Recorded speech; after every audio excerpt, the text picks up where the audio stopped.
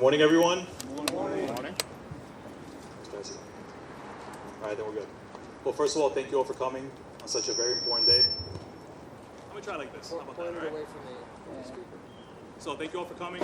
Such a very, very important day. You know, it's a privilege and an honor to have you all standing here in front of us. You know, and I think the beautiful sunny day that we're having is symbolic of what it means for us, for you guys to be here today. And to start off our ceremony, I would like to present our principal, Mr. Congelio. She's going to say a few words. Thank you.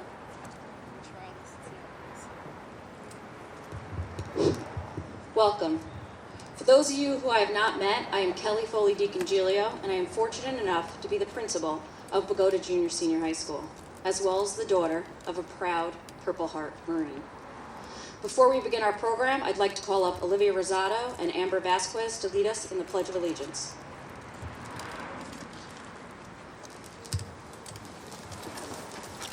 Please stand. I pledge allegiance to the flag of the United States of America and to the republic for which it stands, one nation, under God, indivisible, with liberty and justice for all.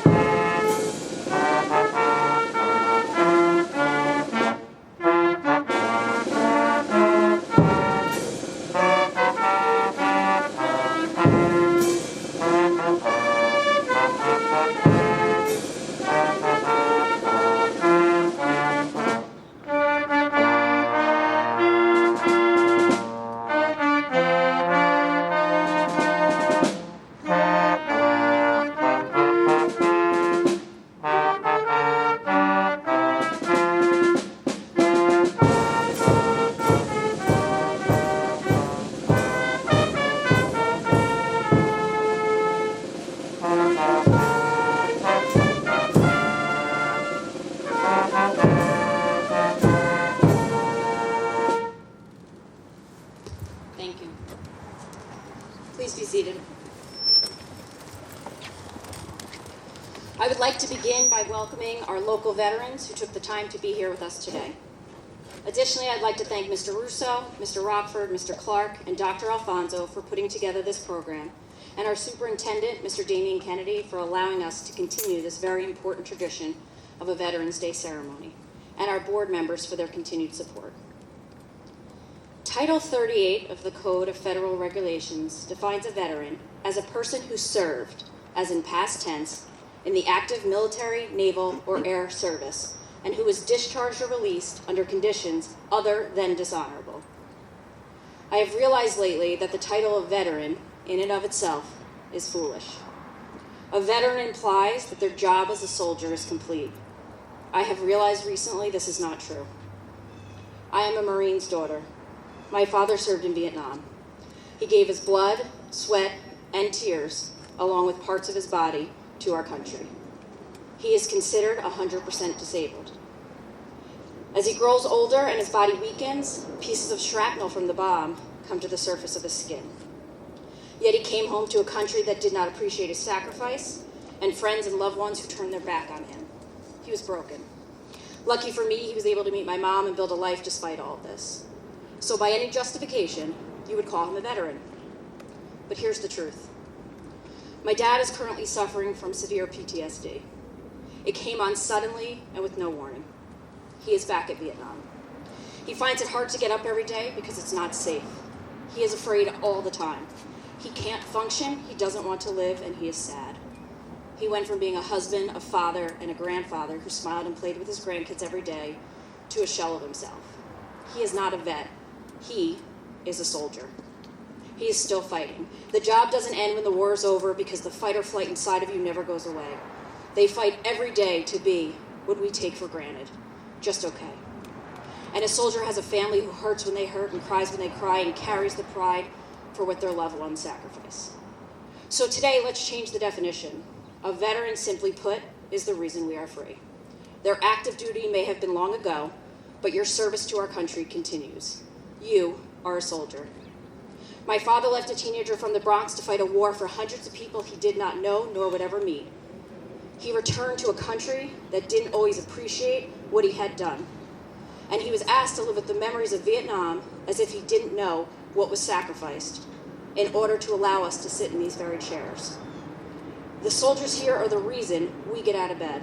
They are the reason we get to come to school, play a sport, and live.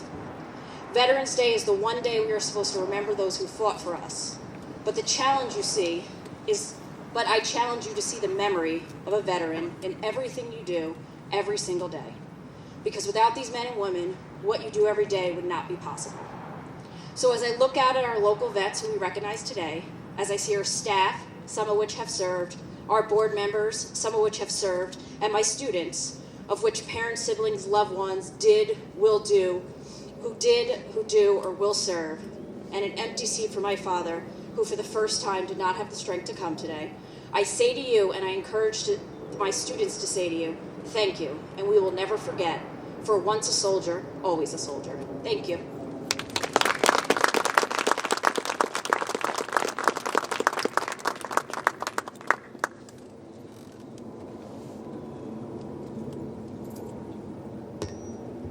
Thank you very much for your words.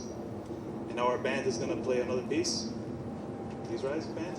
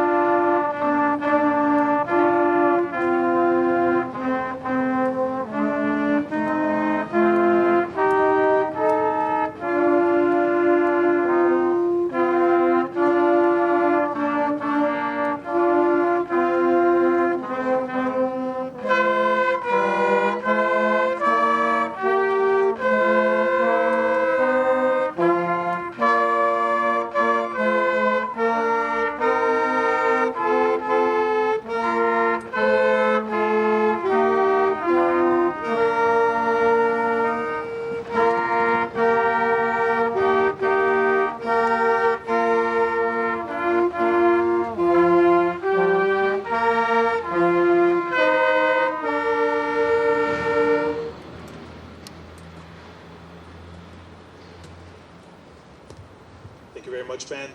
Very well done.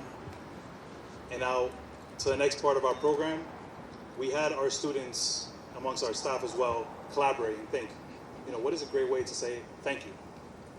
Something that's very personal, that kind of resembles what Bogota High School is about. And we decided with our staff and our students to actually create cards, handwritten cards, for each one of you for thanking you for your service. So now we're going to have our students, Mr. Rockford, our students, going to be coming by and we're going to be giving cards of thank you for each and every one of you for your service.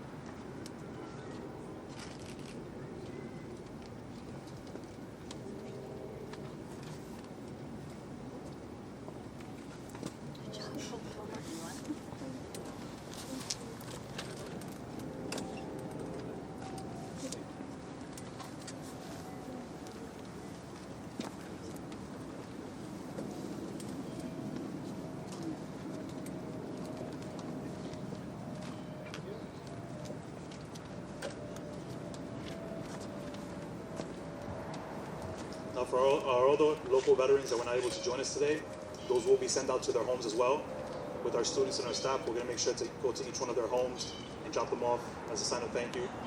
As you see, there was a lot of thought and effort put in by our students, and they were honored to be able to take part in this program that we did for you guys. So once again, thank you so much. Thank you for everything you've done. Thank you for everything you continue to do, and thank you for being a symbol of our freedom in this country. And to conclude, our band's going to play a final piece.